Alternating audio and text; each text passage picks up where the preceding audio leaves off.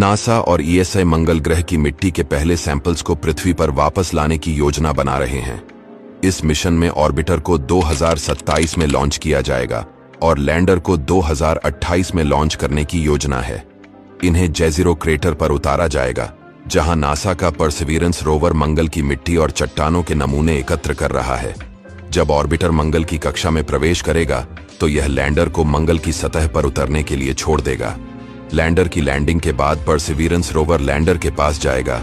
उसके बाद Perseverance sample को लैंडर में मौजूद छोटे रॉकेट में लोड करेगा।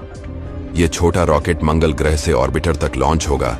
मंगल की कक्षा में प्रवेश करने के बाद ऑर्बिटर अंतरिक्ष यान इसे पकड़ लेगा और फिर शुरू होगी मंगल से धरती तक की यात्रा। इसे 2030 तक सुरक्षित रूप से पृथ्वी पर लाया जाएगा। मंगल ग्रह के ये पहले सैंपल्स एक महत्वपूर्ण प्रश्न का उत्तर दे सकते हैं कि क्या मंगल ग्रह पर कभी जीवन मौजूद था। नासा के अनुसार केवल नमूनों को पृथ्वी पर लाकर ही हम वास्तव में सबसे अत्याधुनिक प्रयोगशालाओं का उपयोग करके इस प्रश्न का उत्तर दे सकते हैं। अगर आप ऐसे ही ब्रह्मांड की जानकारी जानने में दिलचस्प हैं तो हमें जरूर एक वस्तु विशेष है और प्रत्येक में दूसरे से कुछ न कुछ विशेषताएं हैं।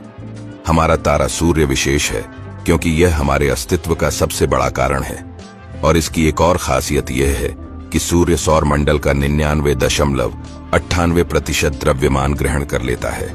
बुध यह सबसे तेज ग्रह है जो हर 88 दिन में सूर्य की एक परिक्रमा पूरी करता है।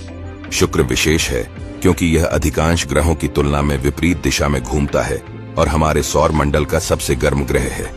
हमारा ग्रह पृथ्वी ही एकमात्र ऐसा ग्रह है जिस पर पानी है, और पृथ्वी की सबसे बड़ी विशेषता यह है कि इस पर जीवन है। मंगल ग्रह सौर मंडल के सबसे ऊंचे ज्वालामुखी ओलंपस मॉन्स का घर है। बृहस्पति हमारे सौर मंडल का सबसे बड़ा ग्रह है और यह इतना बड़ा है कि अन्य सभी ग्रह इसके अंदर समा सकते हैं। शनि बर्फीले छल्लों की चमकदार प्रणाली से सुशोभित है जो इसे अन्य ग्रहों के बीच विशेष बनाता है।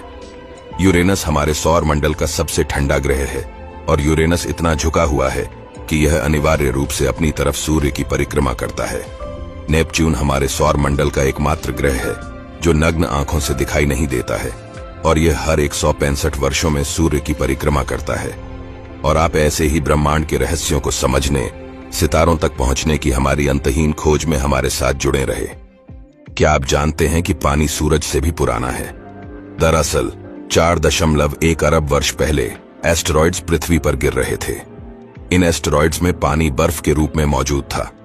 इन बर्फीले पिंडों ने पृथ्वी की सतह पर प्रभाव डाला, जिससे महत्वपूर्ण मात्रा में पानी जमा हो गया।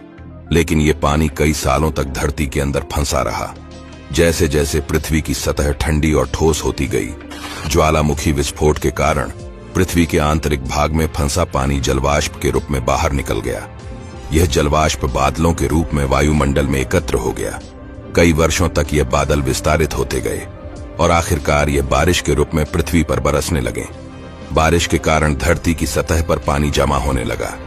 एक बार जब पानी पृथ्वी की सतह पर मौजूद हो गया तो यह जल चक्र में प्रवेश कर गया, जो वाष्पीकरण, संघनन और बारिश की एक सतत प्रक्रिया है। वाष्पीकरण सतह से पानी को वायुमंडल में ले जाता है और संघनन से बादलों और वर्षा का निर्माण होता है, जो बारिश या बर्फ के रूप में पानी को सतह पर वापस लाता है। यह चक्र ग्रह के जल संसाधनों का लगातार पुनर्वितरण करता है। यह जल चक्र पृथ्वी पर जीवन के लिए बहुत महत्वपूर्ण था, जो आज भी लगातार जारी है। ऐसे ही ब्रह्मांड के रहस्यों को समझने, सितारों तक पहुंचने की हमारी अंतहीन खोज में हमारे साथ जुड़े रहे।